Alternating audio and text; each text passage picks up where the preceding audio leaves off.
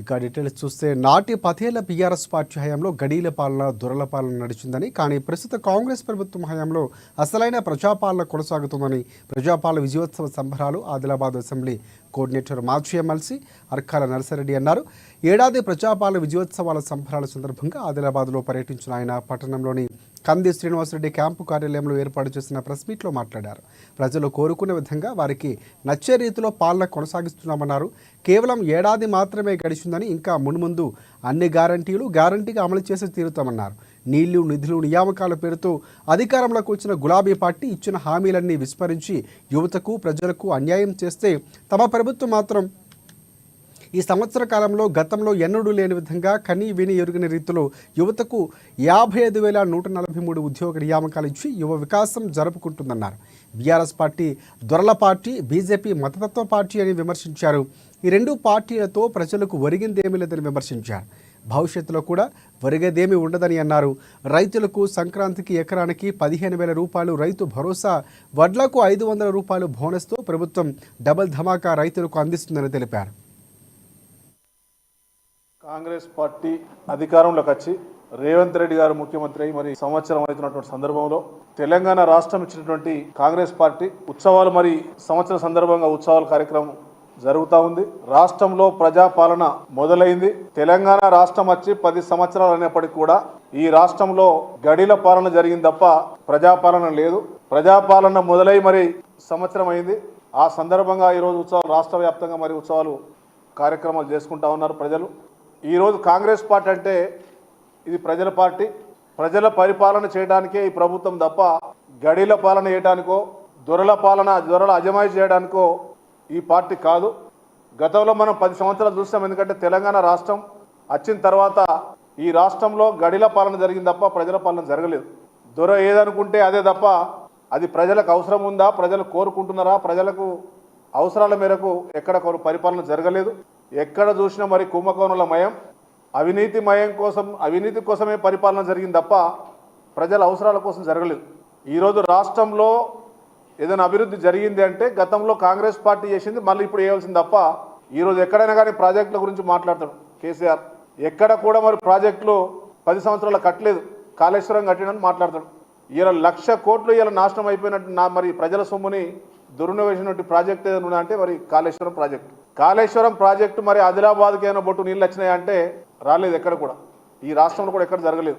5 సంవత్సరాలు మేము 10 సంవత్సరాలు పంటలు పండించినామని చెప్పేసి అది కాళేశ్వరం నీళ్ళతోనే రాష్ట్రంలో పంటలు పండినని చెప్పి టీఆర్ఎస్ పార్టీ వాళ్ళు మరి బీఆర్ఎస్ పార్టీలు చెప్తా ఉంటారు. మరి కాళేశ్వరంలో ఒక బొట్టు నీళ్ళు లేవు. ఇయ్యాల ప్రాజెక్టు ఎందుకంటే కుంగిపోయింది, గేట్లు ఎత్తేసిండ్రు. కానీ ఈరోజు రాష్ట్రంలో మరి గతానికంటే 20% ఎక్సెస్ ఇయ్యాల ప్యాడీ, కాటన్ కావచ్చు, ప్యాడీ కావచ్చు, పల్సెస్ కావచ్చు, సోయాబీన్ కావచ్చు, ఏదన్నా ఈరోజు ఎందుకంటే రాష్ట్రంలో ప్యాడీ మరి పండింది.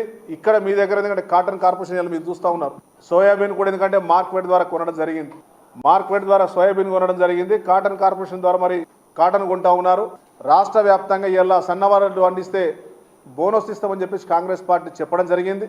ఇలా మాట నిలబెట్టుకొని ఎందుకంటే రేపు ప్రతి మనిషికి ఎందుకంటే సన్న బియ్యం ఇవ్వాలని చెప్పేసి గతంలో ఎందుకంటే 2 రూపాయల కిలో బియ్యం ఇచ్చేసి ఆ రోజు పేదవాడికి అన్నం పెట్టినటువంటి తెలుగుదేశం పార్టీ ఆ రోజు మరి ఎన్టీ రామారావు అయితే ఈరోజు మళ్ళా సన్న బియ్యం ఇచ్చేసి మీరు దొడ్డుబాట్లు తీసుకొని ఎందుకంటే దొడ్డు బియ్యం ఇచ్చేసి మీరు రైస్ మిల్లర్లు అవినీతి పడడానికి ఉపయోగపడ్డారు తప్ప ఎక్కడ కూడా ఆ బియ్యం తినటువంటి పరిస్థితి.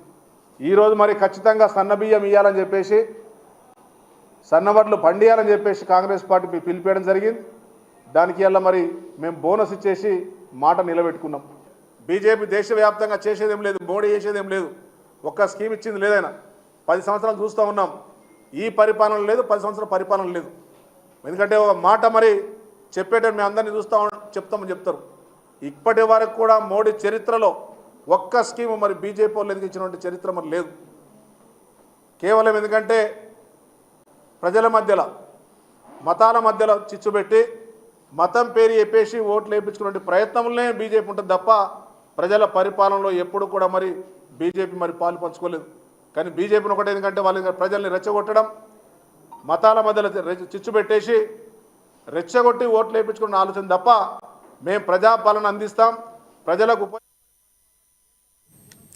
ఆదిలాబాద్ ప్రజాపాలన విజయోత్సవాలు సంబరాలు ఘనంగా జరుగుతున్నాయి. ప్రజాపాలనకు ఏడాది పూర్తి కావడంతో ప్రభుత్వం ఈ ఉత్సవాలు నిర్వహిస్తోంది.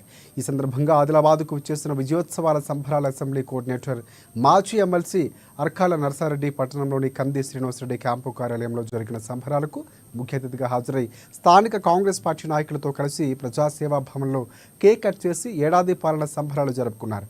తర్వాత క్యాంపు కార్యాలయ ఆవరణంలో ఏఐసీసీ అగ్రనేత రాహుల్ గాంధీ, ముఖ్యమంత్రి రేవంత్ రెడ్డి చిత్రపటాలకు పాలాభిషేకం చేశారు. అనంతరం పెద్ద ఎత్తున హాజరైన కాంగ్రెస్ పార్టీ నాయకులు, కార్యకర్తలతో కలిసి ప్రభుత్వానికి జై కొడుతూ ర్యాలీ చేపట్టారు.